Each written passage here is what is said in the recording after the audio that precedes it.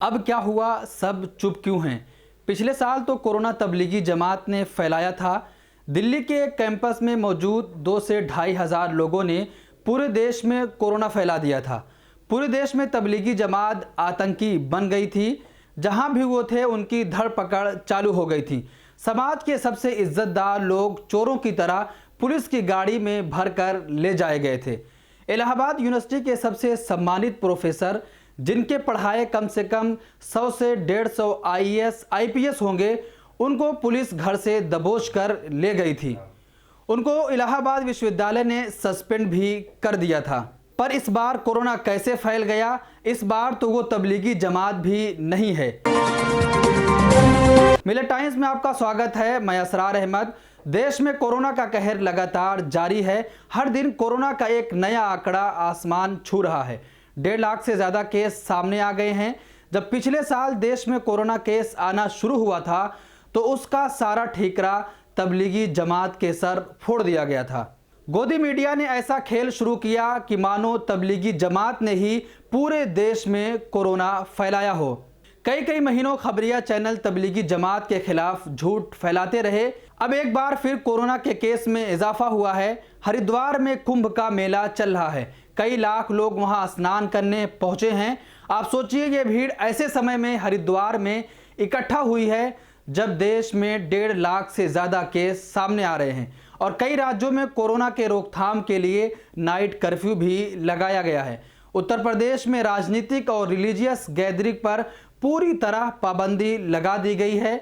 धार्मिक स्थलों पर 5 से ज़्यादा लोगों के इकट्ठा होने पर भी पाबंदी है। लेकिन हरिद्वार के कुंभ में पूरे देश से कई लाख लोग जमा हुए हैं।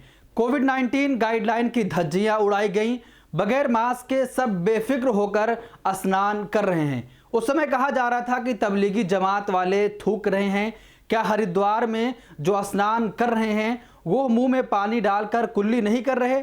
क्या सारा पानी वो पी जा रहे हैं? तबलीगी जमात पर आसमान सर पर उठाने वालों ने आज अपनी ज़मीर गिरवी पर रख दी है।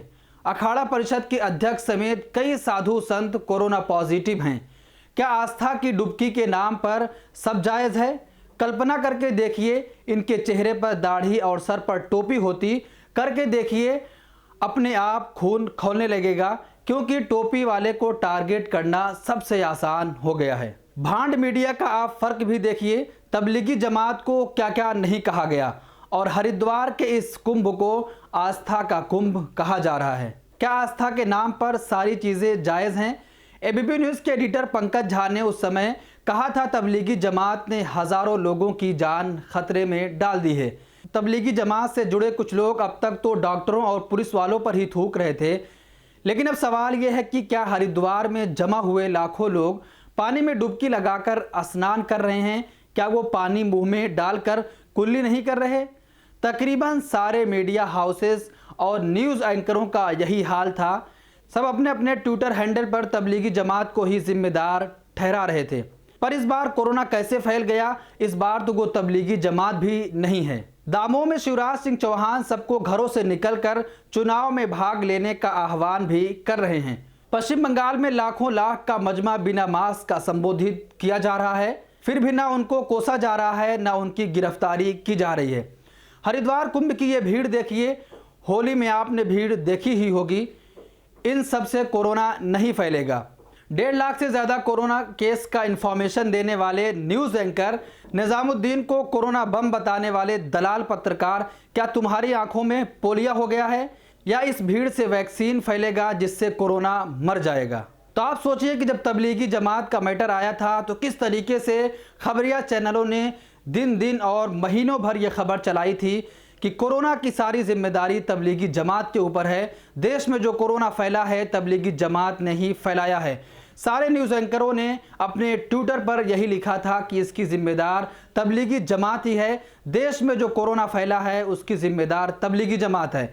लेकिन आज जब हरिद्वार में कुंभ का मेला लगा हुआ है, देश भर से लाखों लोग वहां पर स्नान करने पहुंचे हुए हैं, तो उसको आस्था का कुंभ कहा जा रहा है।